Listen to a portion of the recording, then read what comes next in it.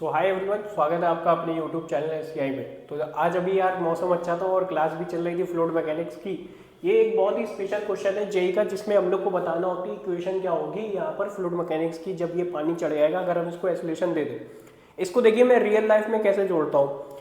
देखिए जैसे ऐसा समझिए कि अगर आप अपनी कोई नेहा है आपकी और आप उसको इम्प्रेस करने गए, उसके पापा से उसका हाथ मांगने के लिए गए, तो कहेंगे ठीक है बेटा मैं ऑफिस तक जा रहा हूँ, एक काम करो तुम गाड़ी में बैठ जाओ।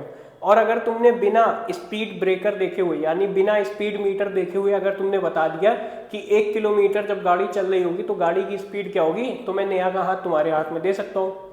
अब हम लोग पड़े हुए थे फ्लूइड, मैंने कहा ठीक है अंकल हम लोग को एक काम करो, एक गिलास में पानी भर के दे दो और मैं आपको बता दूंगा कि कैसे कितनी स्पीड हो रही होगी गाड़ी की 1 किलोमीटर के बाद। पापा हो जाएंगे शॉक और आप भी हो जाएंगे शॉक। चलिए स्टार्ट करते।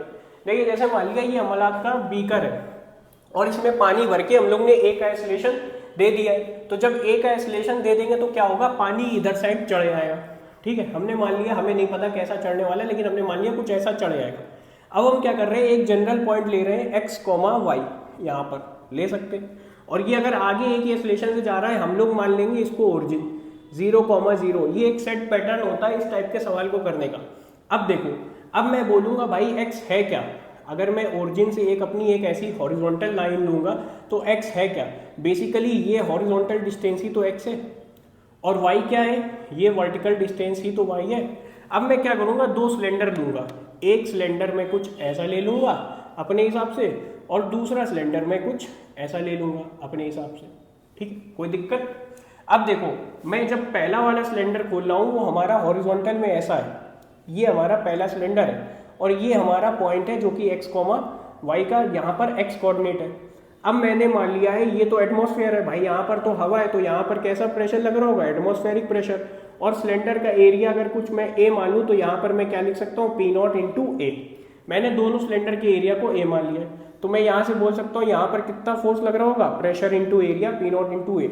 और इस पॉइंट तक आते आते हमें नहीं पता प्रेशर क्या होगा क्योंकि इधर एक आइसोलेशन मिल रखा है और ये एक्स डिस्टेंस है, तो यहाँ पर कुछ प्रेशर हो जाएगा फोर्स P1 इंटू ए।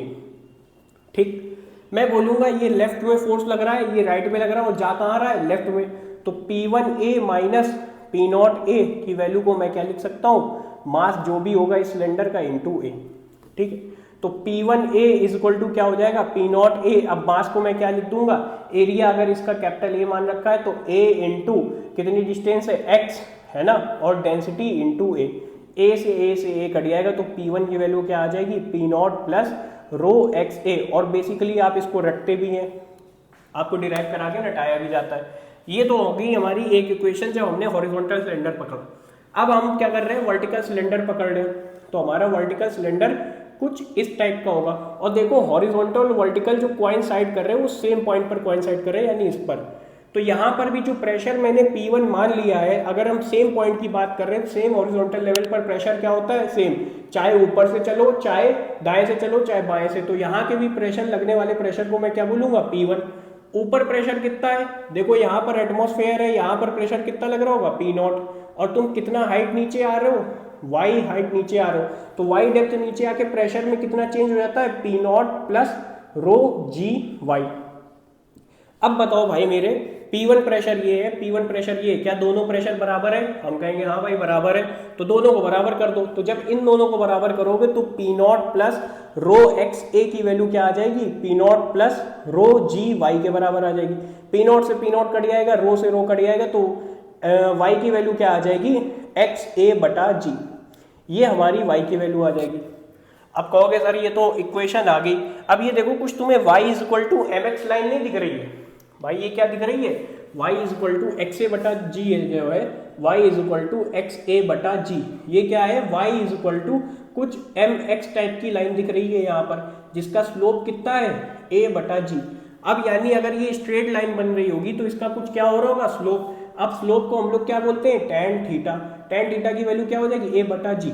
अब सोचो जो तुम कार में बैठे हो उसमें पानी कुछ तुम्हें पता है स्ट्रेट लाइन में चढ़ेगा।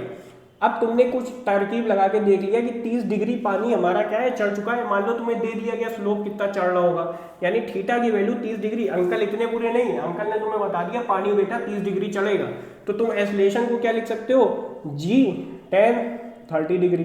कुछ भी हो सकता है। अब तुम्हें पता है इनिशियल स्पीड कितनी है 0, क्योंकि दोनों गाड़ी में बैठे थे, स्टार्ट किससे की है 0 से, रेस्ट स्टेट से। अब तुम्हें पता है डिस्टेंस कितनी कवर करनी है 1 किलोमीटर, जो भी डिस्टेंस दी गई हो तुम्हें वो कवर कर दी, और तुम्हें फाइनल स्पीड बतानी है, तब तुम्हारी नेहा तुम्हारे पास होगी।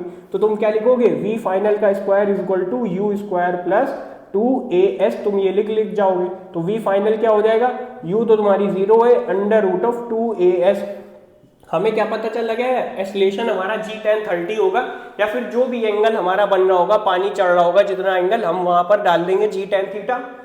डिस्टेंस हमने 1 किलोमीटर कवर करी, 2 किलोमीटर कवर करी, वो पता होगी, और हमें पता चल जाएगा फाइनल वेलोसिटी क्या है। मेन मकसद यहाँ पर नेहा का हाथ मांगने नहीं था, मेन मकसद था कि फिजिक्स को आप सिंपलिसिटी से कैसे सीख सकते हैं। इसी तरीके और वीडियो जानने के लिए आप सब्सक्राइब करते रहिए अपने SCI अलीगढ़ चैनल को, और बने रहिए। तब तक के लिए पढ़ाई करते रहे। All the very best.